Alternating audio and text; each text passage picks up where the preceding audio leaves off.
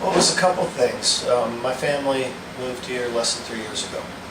So we had been here a little bit over a year and knew that we wanted to get involved in the community. Our kids were, 4 and 6 at the time. So they were just kind of getting into kindergarten, first grade, second grade. It took us about a year to settle. I came here for a specific job. And of course, new home. And once we'd settled in, we really started looking around the community to see, how can we contribute? The referendum, obviously, what drew us to Salem was the schools. It was at the top of our list as we were looking to go from St. Louis. We said, okay, let's talk about the school district. So when the referendum issue happened, it felt like things were sliding, and we knew how important it was, and how the quality of schools kind of draws people to the area, because it drew us. So it seemed kind of a natural to get involved in, I believe it was referred to as the Support Our Schools initiative around the referendum, basically to get the word out.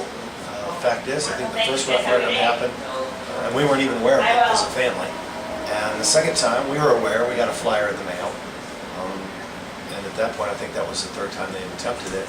And some folks sat down and said, what's happening here is, one, the vote counts were so low, clearly nobody was even aware of it. So the big push by the SOS was to make everybody aware of what the issues were and that they weren't going to continue running the referendum. And just to get it on the table. And as it turned out, it was a tough time. Other referendums had already passed. There was already a pretty big tax burden. The economy was taking a dive. In the meantime, the school had already passed their expansion project, and I think it was just kind of a perfect storm of bad timing. And the referendum didn't pass, and it was a great turnout. So there was no question, because of the turnout, that this community was not willing to pass a referendum. So that said, that was the opening to get involved. We didn't really know anybody in the community.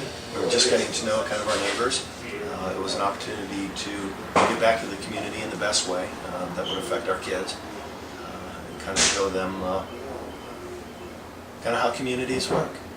And they were, I guess they're first grade and third grade now, and what they've learned from this is you give back to your community. And they understand what I do, they understand what my wife does. My wife's treasurer of PTO, and if you're going to invest time, you start in the community. I say this was my first time running such a large organization, but my past has been as a big brother. In Texas, I coached a program called Odyssey of the Mind, which is a talented and gifted program. So I had a little bit of experience in that. So it was a natural kind of progression for me to stay involved in youth causes.